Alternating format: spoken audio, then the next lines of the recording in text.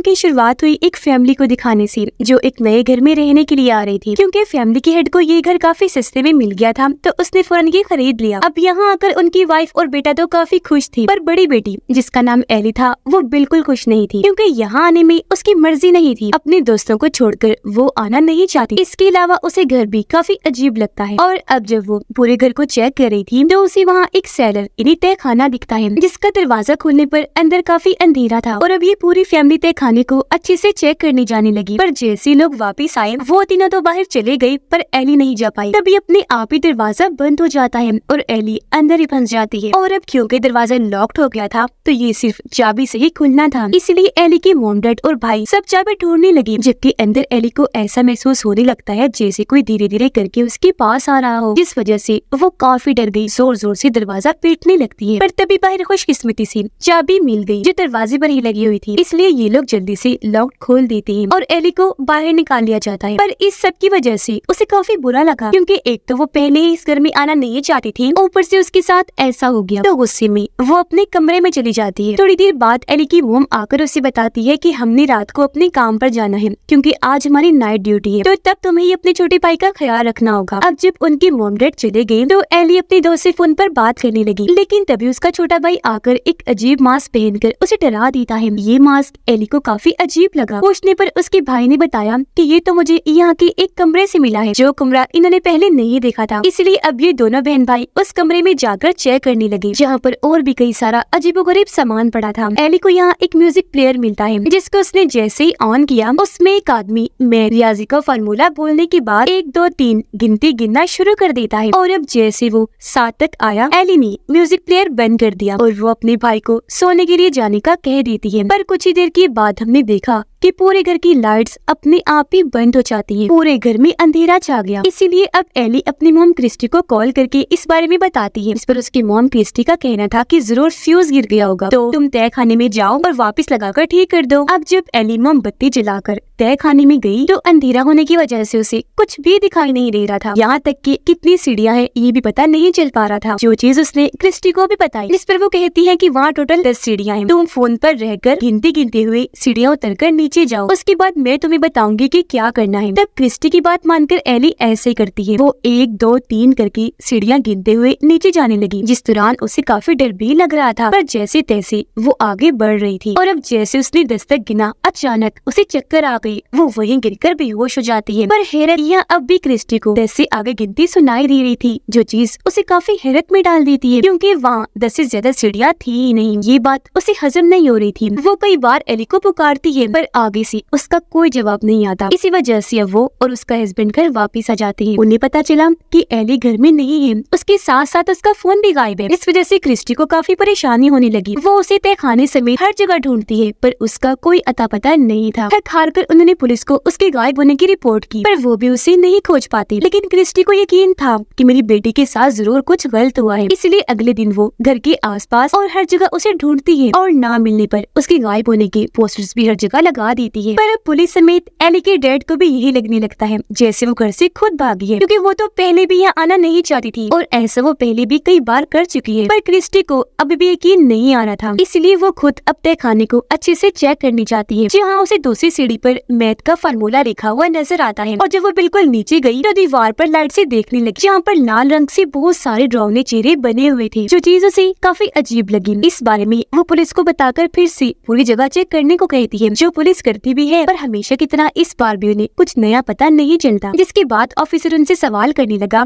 कि ये घर काफी पुराना है, आपने ये कहाँ से खरीदा है? जिस पर क्रिस्टी के हस्बैंड का कहना था कि ये मुझे काफी सस्ता मिल रहा था, जो मैंने एक ऑक्शन नीलामी से खरीदा है। अब ऑफिसर उन्हें बताता है कि मैंने एली के दोस्तों से भी पूछताछ कर ली है, उनके पास भी वो नहीं गई। अब आप ऐसा करें, रिलैक्स होकर रहिए, क्योंकि वो अपना फोन भी साथ लेकर गई है, तो हो सकता है कि कुछ दिन के बाद वो खुद ही आप लोगों से राब्ता कर ले। पुलिस के जाने के बाद अब क्रिस्टी खुद ही मैथ की उन फार्मूलास को समझने लगती है, पर अब भी उसे कुछ समझ नहीं आती। एक रात जब उसकी बेटी को डर लग रहा था तो क्रिस्टी उसे अपने बिस्तर पर ही सुला देती है, पर जब वो बैठी थी तो उसे घर में किसी के होने का एहसास होता है। उसे किसी की गिनती गिनने की आवाज सुनाई देती है। गौर करने पर उसे पता चला कि ये आवाज सिंक होल से आ रही है, जो और किसी की नहीं बल्कि एली की थी। तो अब क्रिस्टी आवाज का पीछा करते हुए तहखाने में आ गई, पर यहाँ कुछ भी ऐसा नहीं था। इसीलिए अगले ही दिन वो ऑक्शन वालों से मिलने गई और जो इस घर का असली मालिक था उसकी जानकारी लेने की कोशिश करती है, पर उसे पता ही नहीं चल पाता कि घर का असली मालिक कौन था। घर आकर क्रिस्टी ने नोटिस किया कि घर के सभी दरवाजों पर, खिड़कियों पर अजीब तरह के निशान बने हुए हैं, जिनमें कई सारे मैथ के भी हैं। तो वो उन सब की तस्वीर बना लेती है और जाकर वो सारे निशान अपने दोस्त को दिखाती है, जिसे जोड़कर उसकी दोस्त ने बताया कि ये तो कोई और ही जुबान लग रही है, और सारे लफ्जों को जोड़कर एक लफ्ज बना है लिवाइथन, जो ज्यूस के हिसाब से सी मॉन्स्टर है, यानी समुद्री मॉन्स्टर। पर ये चीजें क्रिस्टी की समझ से बाहर थी। वो सोचती है कि भला इससे मुझे क्या मदद मिल सकती है, इसलिए वहाँ से जाकर स्कूल से अपने बेटे को लेकर घर वापस आ गई। और अब जब वो इंटरनेट पर लिवाइथन लिखकर सर्च करने लगी तो उसे याद आया कि मेरे बेटे ने बताया था कि एली के गायब होने से पहले उसने एक आदमी की रिकॉर्डिंग सुनी थी म्यूजिक प्लेयर में, इसीलिए अब वो भी म्यूजिक ऑन करके उस रिकॉर्डिंग को सुनने लगी। और अब जैसे वहाँ गिनती चलना शुरू हुई, क्रिस्टी का बेटा अपना खेल छोड़कर आवाज के साथ गिनती गिनना शुरू कर देता है, जो गिनते गिनते वो तहखाने की तरफ जा रहा था। ये देखकर क्रिस्टी जल्दी से रिकॉर्डिंग बंद करके अपने बेटे को रोकती है, और अब संभलने पर बच्चे को कुछ भी याद नहीं था कि मैं क्या करने जा रहा था और इससे पहले मैं क्या कर रहा था, जो चीज क्रिस्टी को भी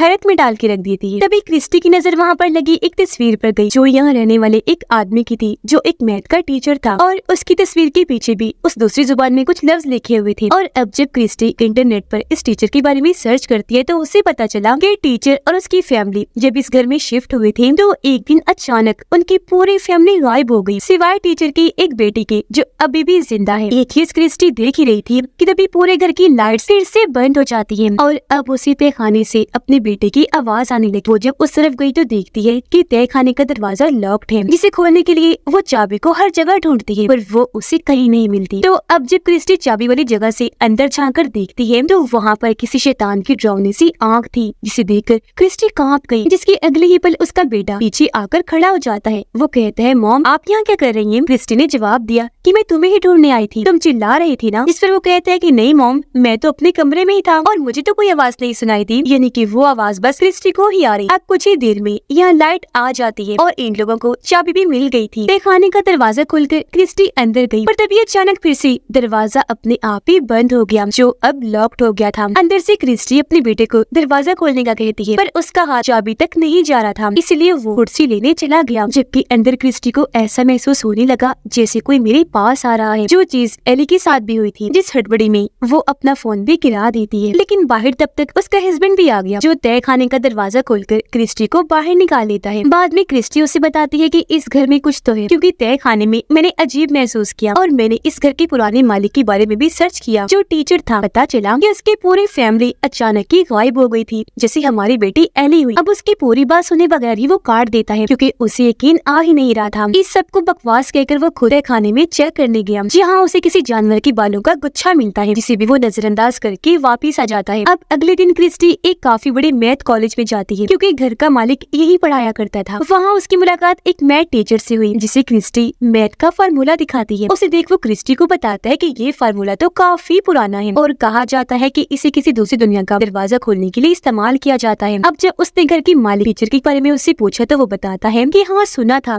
वो अचानक गायब हो गई, आज तक उनका पता नहीं चल पाया, लेकिन उनकी बेटी अभी भी जिंदा है। अब यहाँ से सीधा क्रिस्टी अपने घर आई और वो फार्मूला और टीचर ने जो सब बातें बताई वो अपने हस्बैंड को बताती है, पर उसका हस्बैंड जो इन बातों से चिढ़ गया था, उसे गुस्सा आ जाता है और अब वो खाने में चला गया। वहाँ की उस आखिरी सीढ़ी को हथौड़े से तोड़ने लगता है जिस पर फार्मूला लिखा हुआ था। अब वो जैसे वार करने लगा, उसमें से काफी तेज आवाज आने लगती है और ऊपर म्यूजिक प्लेयर में अपने आप ही वो रिकॉर्डिंग चलना शुरू हो जाती है, जिसके साथ ही क्रिस्टी की बेटी को एली गिनती गिनते हुए नजर आती है। उससे देख वो काफी घबरा गया, क्योंकि उसकी हालत ही बहुत अजीब लग रही थी। वो चिल्लाया, जिसकी आवाज सुनकर उसकी मॉम डैड वहाँ आए। वो रिकॉर्डिंग को बंद करके अपने बेटे को संभालती है, तो अब वो उन्हें अलमारी की तरफ इशारा करके बताता है कि मैंने वहाँ से एली को आते हुए देखा था, पर जब उसके डैड ने वहाँ चेक किया तो वहाँ एली नहीं, सिर्फ उसका मोबाइल था। अब इस सब की वजह से क्रिस्टी के दिमाग में कई सारे सवाल उठ रहे थे, जिनका जवाब पाने के लिए वो टीचर की बेटी से मिलने गई, जो अब बूढ़ी हो गई थी। यहाँ आते ही क्रिस्टी उससे लिवाइथन के बारे में पूछती है, इस पर वो बताती है कि लिवाइथन असल में हेल यानी जहन्नुम के 7 राजाओं में से एक है, जिसे शैतान ही कहा जाता है। जिसके बाद वो उसे इन फार्मूलास के बारे में भी बताती है कि एक दिन मेरे भाई की हालत अचानक बहुत खराब हो गई, उसकी तबीयत सुधरने का नाम ही नहीं ले रही थी। हमने हर जगह से उसका इलाज करवाया, पर सभी ने हाथ खड़े कर दिए, ये कहकर कि हमें समझ ही नहीं आ रही कि इसके साथ मसला क्या है। जिस बात से मेरे डैड को गुस्सा आ गया। उनका धीरे धीरे करके गॉड पर से यकीन खत्म होने लगा, जिसके बाद उन्होंने शैतान से मदद लेने का फैसला किया और तब जाकर उन्हें ये फार्मूला मिला जो हेल का दरवाजा खोलने के लिए इस्तेमाल किया जाता है, जिसके जरिए मेरे डैड ने हेल का दरवाजा खोला ताकि वहाँ से शैतान हमारी दुनिया में आ सके। शैतान आ भी गया, पर उसने हमारे साथ धोखा किया। उसने मेरे भाई को ठीक करने की बजाय मेरी पूरी फैमिली को ही वो अपने साथ हेल में ले गया। किस्मत से मैं बच गई, जिसके बाद कभी भी उस घर में नहीं गई। और अब मेरा सिर्फ गॉड पर यकीन है कि वो ही मदद कर सकता है। और मुझे उस घर से सख्त नफरत है, क्योंकि ना सिर्फ घर का तहखाना बल्कि वो पूरा ही घर हेल का दरवाजा है और कहीं से भी शैतान हमारी दुनिया में आ सकता है। घर में क्रिस्टी का हस्बैंड उन सभी निशानों को जोड़कर एक निशान बनाता है जो स्टार था। उसके बारे में सर्च करके उसी खतरनाक शैतान के बारे में पता चला जो ही हेल के दरवाजे का गार्ड था। अब तभी यहाँ क्रिस्टी भी आ गई और उसे भी सब कुछ उसका हस्बैंड बता देता है, जो सुनकर क्रिस्टी को पूरा यकीन हो गया कि हाँ, यहाँ हेल का दरवाजा है शैतान के आने के लिए। इसीलिए अब वो गिनती वाली रिकॉर्डिंग को म्यूजिक प्लेयर में चला देती है। ऐसा होते ही तहखाने का दरवाजा अपने आप ही खुल जाता है और उनका बेटा एक बार फिर किसी के कंट्रोल में आकर तहखाने में जाने लगा। साथ साथ वो गिनती भी दोहरा रहा था, जिसकी थोड़ी देर के बाद क्रिस्टी को अपने बेटे की आवाज आई। इसलिए दोनों हस्बैंड वाइफ उसे हर जगह ढूंढने लगे, जो खुशकिस्मती से उन्हें मिल भी गया। वो काफी कमजोर लग रहा था, इसलिए जल्दी से उसे उठाकर कमरे में ले आती है। क्रिस्टी देखती है कि मेरे बेटे के सीने पर भी स्टार वाला निशान बना हुआ है, जो दरअसल हेल की खतरनाक गार्ड शैतान का था। जिसके साथ ही क्रिस्टी को अब अपने हस्बैंड की आवाज आने लगी। चेक करने जब वो दूसरे कमरे में गई तो अब उसका हस्बैंड अजीब तरह से खड़ा होकर गिनती गिनने लगा। और अब जैसे उसने 10 तक गिनती पूरी कर दी तो क्रिस्टी को कहता है कि वो आ चुका है। और ऐसा कहते ही तहखाने का दरवाजा जोर से खुला और वहाँ से हेल का गार्ड शैतान बाहर आ गया, जो बेहद डरावना लग रहा था। उसका सर बकरी जैसा था, बड़े बड़े सींग, नोकीले दांत भी थे। और अब जैसे क्रिस्टी उसे देखती है, डर की वजह से छुप गई, पर उस शैतान ने क्रिस्टी को ढूंढ लिया। वो उस पर धाड़ने लगा। इससे पहले हमला करता क्रिस्टी उसे चकमा देकर वहाँ से भाग गई और अब तहखाने में आ जाती है। यहाँ की सीढ़ियाँ काफी लंबी हो गई थी, जिनसे उतरकर सामने क्रिस्टी को दरवाजा दिखता है, जिसके अंदर फौरन वो चली जाती है। कुछ आगे जाकर वो एक अजीब सी जगह पर आ गई, जो काफी बड़ा मैदान था, जहाँ पर बहुत सारे लोग एक लाइन में गिनती गिनते हुए आगे बढ़ रहे थे और उनकी हुलिये भी काफी हद तक बदल गई थी। इनमें से क्रिस्टी ने अपनी बेटी एली को ढूंढ लिया था, जिसे लेकर वो वापस आने लगी, पर रास्ते में उसकी टॉर्च गिर जाती है। वो जब तक घर वापस आई तो लाइट भी आ चुकी थी और क्रिस्टी का हस्बैंड, उसका बेटा भी बिल्कुल ठीक हो गए थे। अब सब कुछ ठीक देखकर क्रिस्टी काफी खुश हो गई। उसे लग रहा था